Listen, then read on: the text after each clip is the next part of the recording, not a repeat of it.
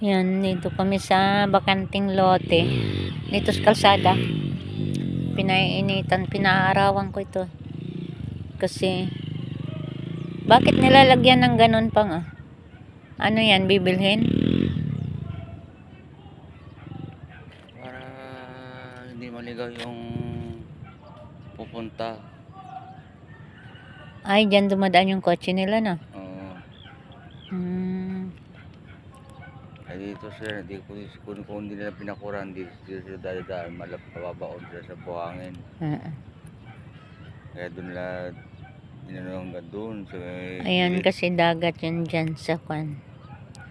Ayan o, may mamasyal doon sa dagat nga man. Oo, yan.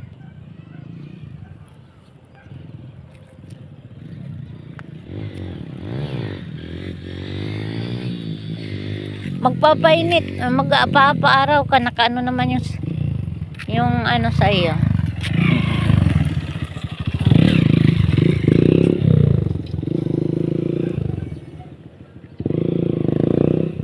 Yung tawag dito?